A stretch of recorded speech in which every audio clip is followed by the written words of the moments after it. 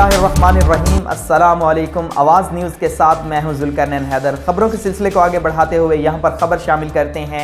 दीना से चौधरी शहबाज अराई की रिपोर्ट के मुताबिक गवर्नमेंट हडाली हायर सेकेंडरी स्कूल दीना की प्रिंसिपल अपने इख्तियारात का नाजायज़ फ़ायदा उठाने में कामयाब होने लगी। तफसीलात के मुताबिक फवाद चौधरी के इलाके में चौधरी परवेज़ इलाही की लगाई हुई प्रिंसिपल ने भी वज़ीर आला का प्रोटोकॉल इस्तेमाल करना शुरू कर दिया।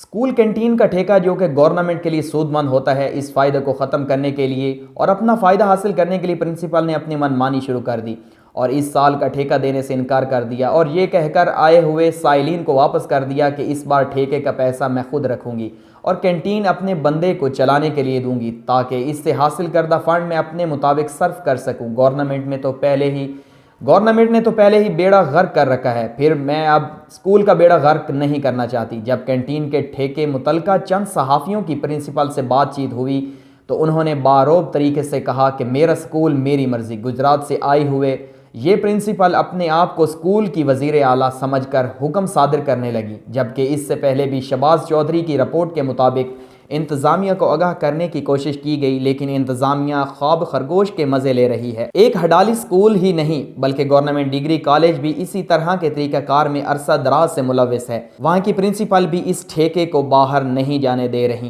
ताकि अवामी नुमाइंदे इसको चलाकर गवर्नमेंट का फ़ायदा कर सके। हडाली स्कूल कॉलेज का ठेका इस वक्त 7.5 लाख रुपए के ऊपर है और अब इसकी बार 8 लाख से करीब होने जा रहा था, इससे भी ज़्यादा। लेकिन एक सरकारी मुलाजिम की हट धर्मी से गवर्नमेंट को भी इतना ही नुकसान पहुंच रहा है जितना कि अवामी नुमाइंदों को। पर अगर आज भी इस प्रिंसिपल का घर आओ ना किया गया और गवर्नमेंट डिग्री कॉलेज का भी एहतसाब ना किया गया तो सरकारी इदारे मुंह जोर घोड़ों की तरह भागते नजर आएंगे।